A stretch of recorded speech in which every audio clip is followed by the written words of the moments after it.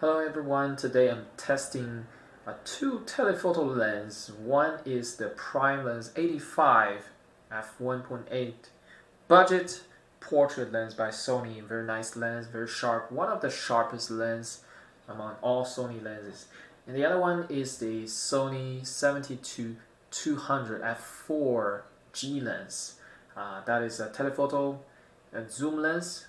It's very nice, very beautiful, sharp lens as well. So I'm gonna do a little test at 85mm to see which one performs better, and I'm gonna also take a look at the bokeh they can create at their maximum capacity, and also we'll take a look at the low light.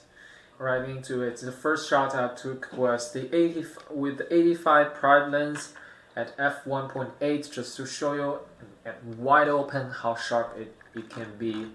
So when you zoom all the way in, it actually is pretty sharp. You can see on the letters that it's not exactly super duper sharp, but it's expected at wide open on any lenses, especially at f1.8 that is so wide. So at this sharpness is definitely very satisfactory, very good performance. Really sharp. Now let's take a look at the 70-200 at f4. Alright. Now the 70-200, this one was shot at f4 at 85mm, so that we can have a direct comparison with the prime lens. And if you zoom in, as you can see, it is sharper.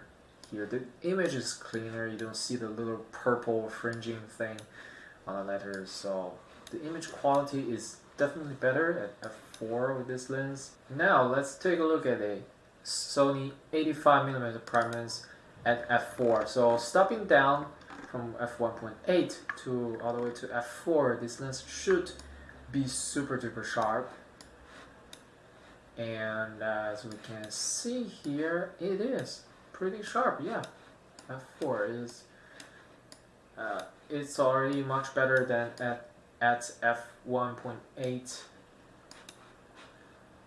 and we compare it to the 70-200. It's hard to say. It's really close, really similar results. Yeah, I would say it's an equal. I can't really tell the difference between the two shots. Yeah, basically they are equally sharp. It's incredible. That says a lot about the 70-200. It's a zoom lens, and yet it achieves such a great sharpness, as sharp as a prime lens that is one of the sharpest. Alright, now let's take a look at the 85 at 5.6.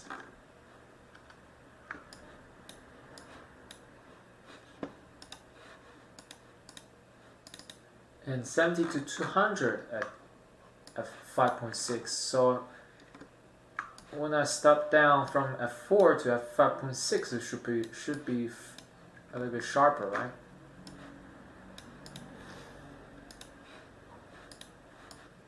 But still, I can't see much difference. That's incredible.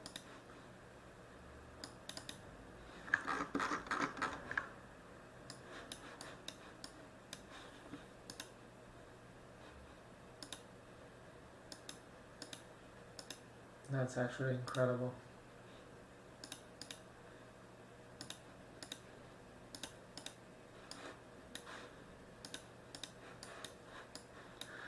So the sharpness at f4 and f5.6 is very similar, almost identical on the 70-200 lens, which means the wide open f4 is really sharp on this lens. I'm very happy about the results. Alright, now let's move on to check out bokeh. First with the 85mm lens, the prime lens at f1.8, you can get closer to the subject than the 70-200, and can easily throw everything in the background into blur, and it looks just amazing. And now let's take a look at the 70-200 bokeh. I took 3 different shots from different distances. I shot at 200mm to get maximum bokeh from this lens. So it's not a very direct comparison because we all already know that if you use 85mm on the 70-200 at f4, definitely you won't get as much bokeh as the prime lens at f1.8. So there's no point comparing that. So I'm going to compare this at 200mm. And as you can see here, since it's 200mm, the background, the compression really makes the bokeh super smooth and creamy, and it's just extraordinary. And I would argue that it looks better than the 85, the prime lens, because with the prime lens you include much more background in the shots because you are actually closer to the subject and you can see more in the background. It's at 85, but at 200mm the background is so compressed that the bokeh are less busy, they're more consistent as opposed to 85. You can see a lot different things, therefore the bokeh is a little bit busy and not as pleasing at the 200. That is just very smooth color transition.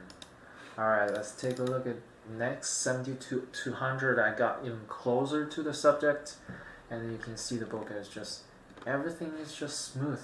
Super smooth. It is amazing. And now I step a little bit back with my 70-200. Still, it looks very beautiful. And even though here there's more background in the shot, but it doesn't look as busy as the 85mm lens. I think you can see here on the 85mm lens, for example, on the top left, those little light bokeh balls, they are in cat eye shape. I think that's what's bothering me the most, the bokeh on the 85mm, and it just looks very busy in comparison to the 70-200. While the 70-200, you don't see that much happening. It's a very smooth background.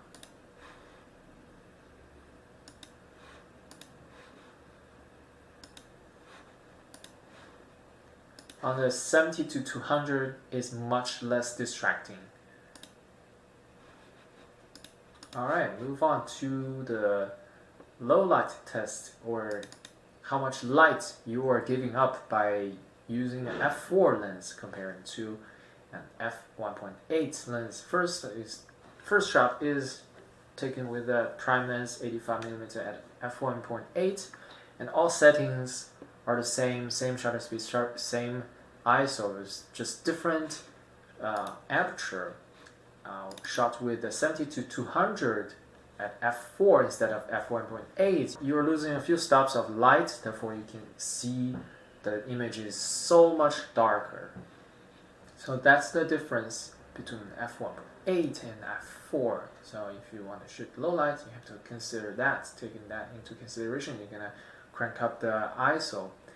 Be prepared for that. But all in all, I'm very happy about the sharpness, about bokeh performance on the 70-200mm lens. I think it's a wonderful lens, and it's a zoom lens. It's awesome. It's not f2.8. If it were f2.8, it would be fantastic. But that lens is super expensive. It's a GM, twice as much money as this G lens, and it is much heavier, as I heard from all the reviews online.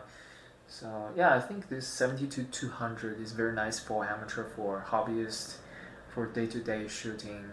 You can bring anywhere you want. It's actually not that heavy. It's more or less similar to the 24-240 super zoom lens, so you can definitely bring it with you on trips anywhere you want to go. And it's not that expensive. It's actually pretty budget telephoto zoom with a constant aperture. So yeah, definitely recommend it to everyone. Beautiful lens. I'm so happy about this lens. I sold my 24 to 240 and my crop 18 to 105 lens to get this one. And yeah, I will never regret this because it's such a wonderful lens. Alright, that's it for this comparison review. See you in the next one.